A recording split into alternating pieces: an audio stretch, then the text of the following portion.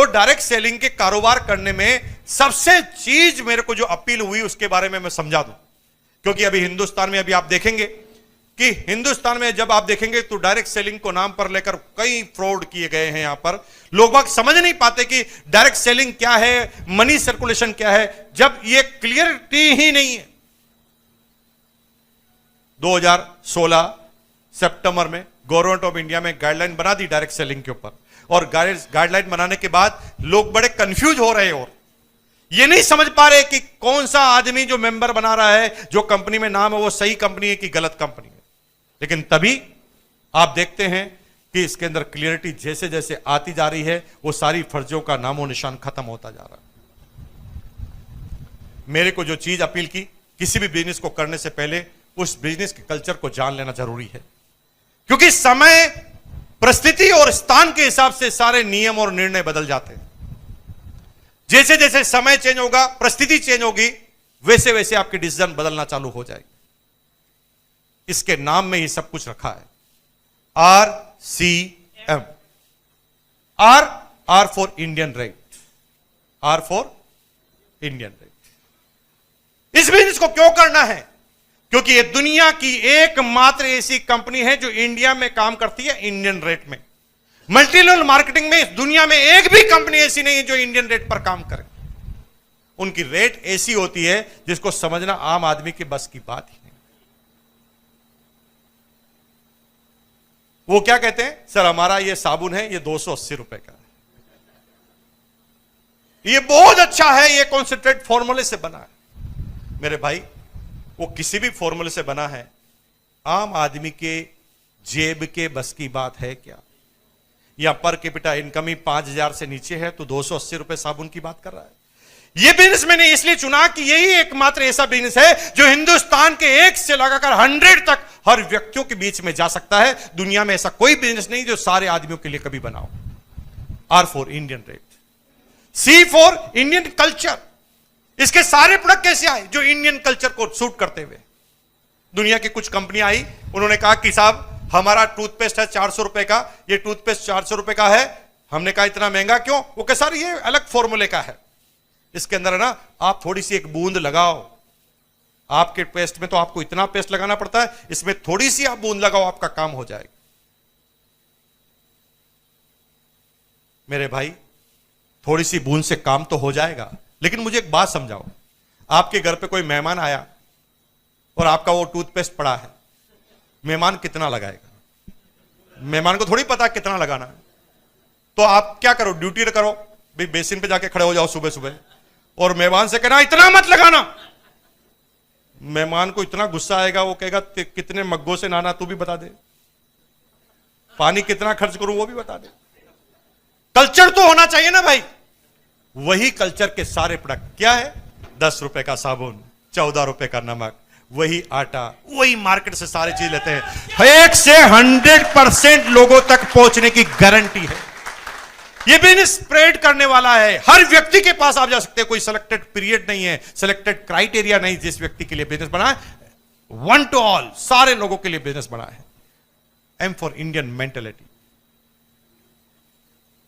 Indian rate, Indian culture और Indian mentality एक चीज में मिलती है तो वो RCM बिजनेस के अंदर है। और मेरे भाई, इसलिए मैंने इस सिस्टम का चयन किया और मैं आज आपके सामने हूं। इस बिजनेस में करना क्या है,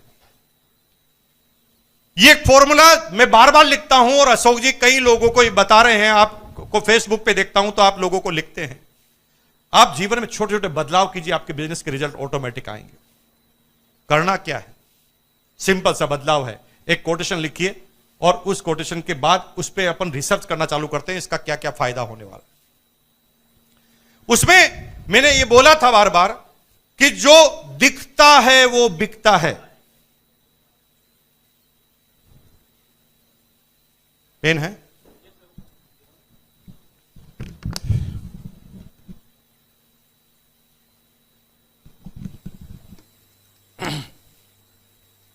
थैंक यू। जो दिखता है वो बिकता है, बिकता उसका है जो बोलता है। जो दिखता है वो बिकता है, बिकता उसका है जो, और बार बार उसका बिकता है जो सच बोलता है।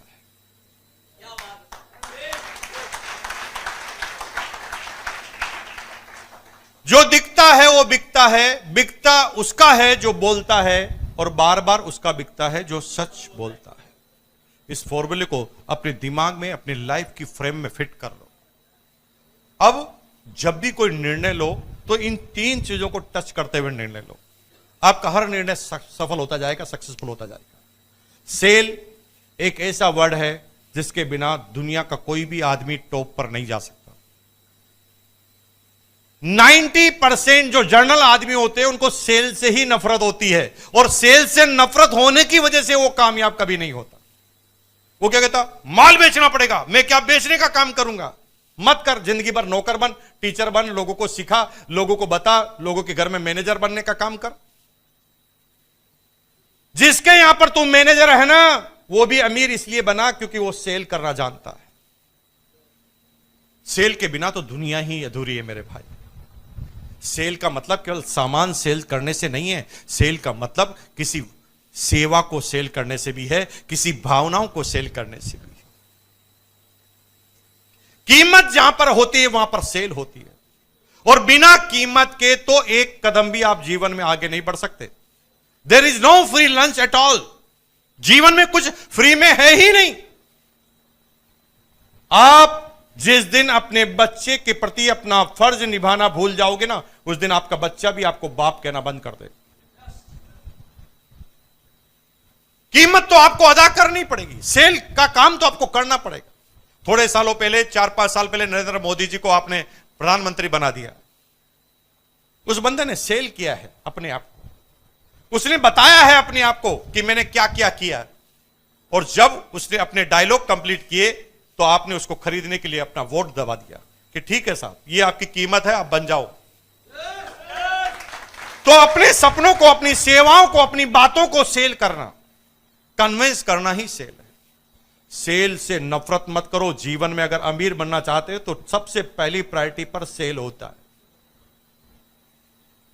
तैयार है तो आगे चले। सेल से नफरत नहीं, सेल के बिना तो एक कदम भी आगे नहीं रख सकती आप। सेल तो आपके लिए जरूरी है। अब बात आ गई कि सेल करना अगर आप सीख गए तो 3 चीजें से आपकी सेल तेज गति से बढ़ जाएगी। मैंने लिखा है आपको, जो दिखता है वो बिकता है, बिकता उसका है। बोलो मेरे साथ, जो दिखता है बिकता किसका है, और बार बार किसका बिकता है, जो सच बोलता है। अब ये 3 काम करने हैं। पहला, एक छोटा सा एग्जांपल देता हूं, पूरी बात समझ में आ जाएगी। एक आदमी रेलवे स्टेशन पर चाय की केटली लेकर खड़ा, ट्रेन आके रुकी और वो ट्रेन के बोगी के सामने चलने लगा। बोल कुछ नहीं रहा था, चल रहा था। तो जो लोग उसे देख रहे थे और जिनको चाय पीने की इच्छा थी, उन्होंने कहा, ए चाय है क्या। जो दिखता है वो, बोला नहीं उसने कुछ भी, उसने सिर्फ दिखाया, ऐसे दिखाया। तो जिसको इच्छा थी उसने कहा चाय है क्या, रुकाया, चाय ले ली। लेकिन ऐसा दिखाते हैं तो रिजल्ट तो आएंगे, लेकिन बहुत कम आएंगे। कुछ लोग आरसीएम तो कर रहे हैं, आरसीएम के प्रोडक्ट भी पहन रहे हैं, आरसीएम के प्रोडक्ट भी यूज कर रहे हैं, लेकिन मुंह से कुछ बोल नहीं रहे। तो कुछ आगे होकर पूछ रहे हैं, उनका तो काम हो रहा है, लेकिन जो आगे होकर नहीं बोल रहे हैं उनका काम नहीं हो रहा। लेकिन एग्जाम्पल नंबर 2 में आप क्या देखते हैं, वो की वही बोगी है, वो की वही बोगी है, लेकिन उस बोगी में एक चाय वाला आया। इस बार वो बोलता हुआ आया, चाय चाय चाय चाय चाय, जोरदार चाय, गारंटी वाली चाय। एक बार पियोगे 1000 बार पियोगे, एक बार पियोगे जिंदगी भर याद हो जाएगी। भाई साहब, ये चाय की है गारंटी। चाय पियो पहले, पैसा दो बाद में। पसंद नहीं आएगी तो पैसा नहीं लिया जाएगा। चाय चाय चाय चाय। अब इससे क्या होता पता है, जिन लोगों का चाय पीने का मूड नहीं है उसका भी मूड बनने लगता है।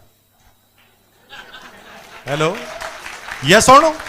अब यहां पर क्या हो रहा है कि पहली स्टेज आपने पार की, जो दिखता है वो बिकता है।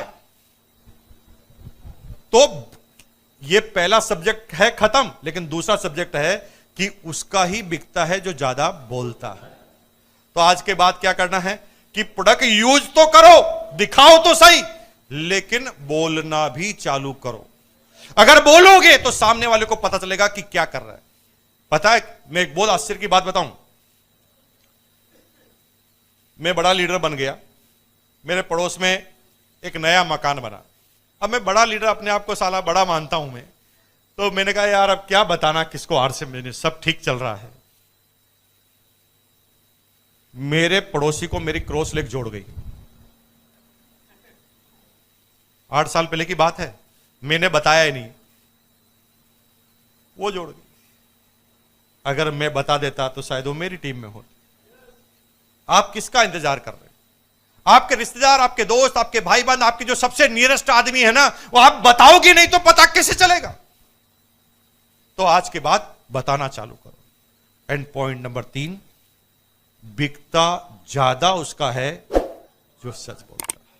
और सच कब निकलता है? जब आत्मा से कोई आवाज निकलती है तो सच निकलता है। यानी जब तक कोई प्रोडक्ट आपने यूज करके नहीं देखा है तब तक आप सच बोल नहीं पाएंगे।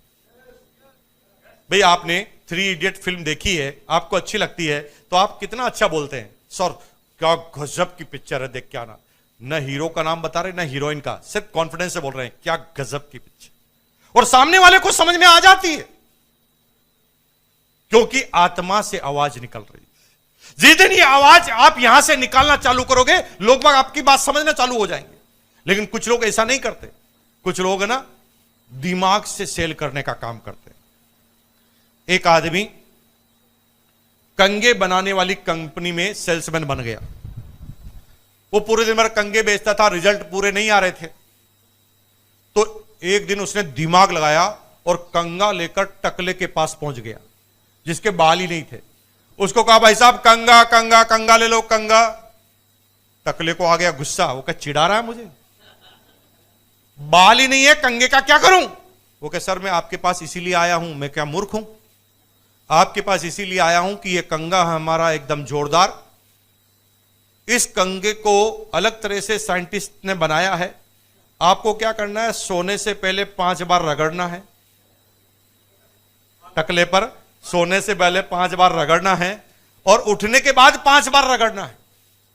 और 3 महीने तक आपने ये रगड़म रगड़ी पूरी चालू रखी, तो 3 महीने बाद भगवान ने चाहा तो ऐश्वर्या राय जैसे बाल होंगे। अब उसने झूठ बोलना चालू कर दिया रिजल्ट के लिए। कई बार हम भी अपने रिजल्ट के लिए इस तरह से झूठ बोलना चालू करते हैं। धीरे धीरे हमारी गुडविल के परसेंटेज खत्म होने लगते हैं और एक दिन ऐसा होता है कि हम किसी के सामने जाने लायक भी नहीं रहते। अब उस टकले को कंगी बेचने के लिए आपने झूठ बोल दिया। अब आदमी इमोशनल होता है। इमोशनल क्या होता है? जिस आदमी के पास जो चीज नहीं होती ना, उसके प्रति वो आदमी बहुत इमोशनल होता है।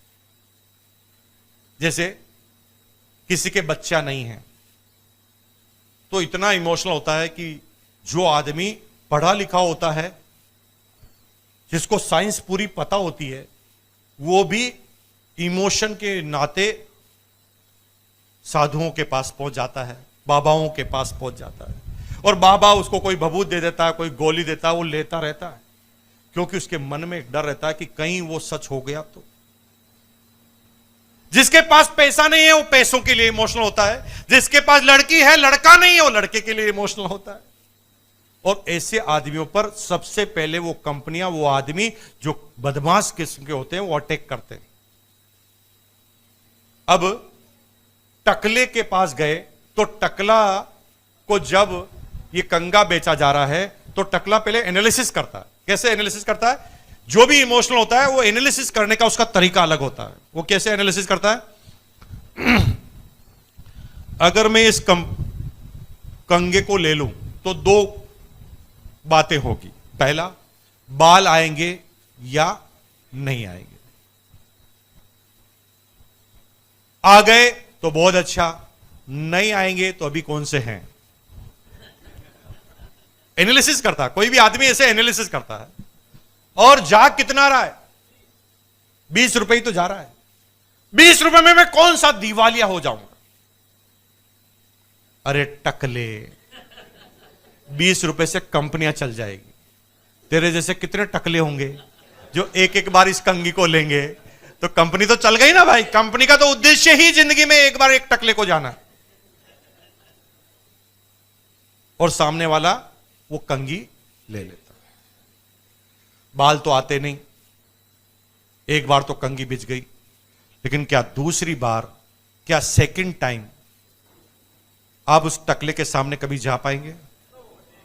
और अगर गए तो क्या होगा? आपको टकला करेगा। अगर चले गए तो वो आपको टकला कर देगा पूरा का पूरा।